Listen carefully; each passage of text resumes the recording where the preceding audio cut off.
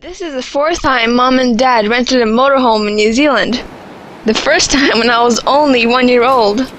And then I was 2 years old.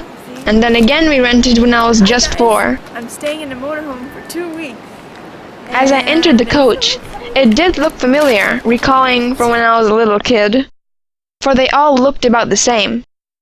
It had been 10 years since I was inside one of these things, recalling from when I was a little kid. And how large I thought that it could be. I mean, imagine, a house on wheels. I have never seen a loaf of bread like this before. I sat inside and relived my earlier childhood. Do you often miss the person you used to be? Me too.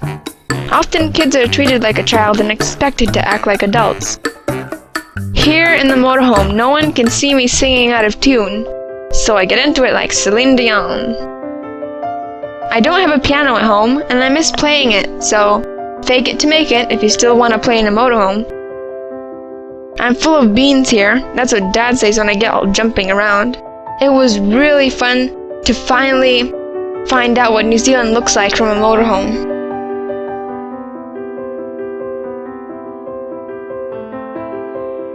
And then I reverted back to my early childhood. As soon as we drove 2 kilometers, I laid down to rest on the soft cushions and fell asleep. Here I'm sleeping. Here I'm sleeping. Here I'm sleeping. Don't tell Dad. Here, just woke up, and we're gonna go burn off the dark chocolate this place is famous for. Here's where I agreed to help Dad fix a vent on the roof.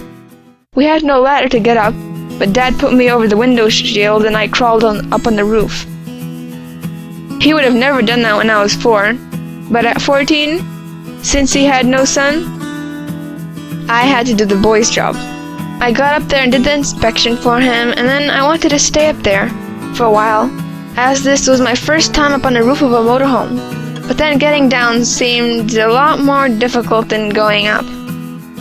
My dad put his arms out and said, "Jump," but I had to remind him that I weigh a lot more than I did when I was 4 in that motorhome. I was so into climbing, I tried a birch tree. Something we don't have in Fiji. Birch trees. I loved this New Zealand stuff. Anyway, I got the call to get back on the road again. On the road again.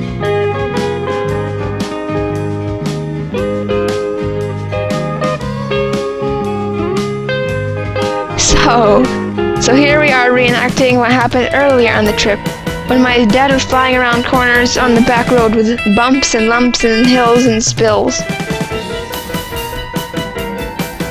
That time all the cupboards opened and I felt like Lucille Ball, and her long trailer movie skit. Mom is never filming things when they're really wild and crazy, 'cause she couldn't even stand up anyway. Anyway, it was a lot more exciting than this.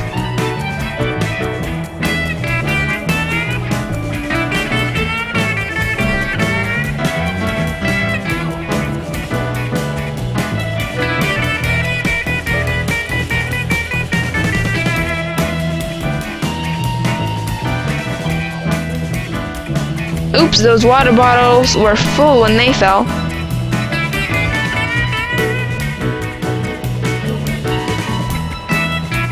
The trip was very interesting. We saw the most amazing waterfalls, hundreds of them, springing out of 300-meter high mountains in the place called Milford Sound. I made a video of that, on a huge boat where the captain put the bow under a waterfall, and I stood under it.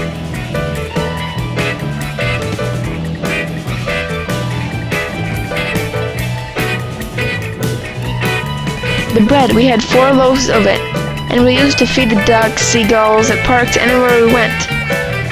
They fell out and broke open, and the bread was everywhere.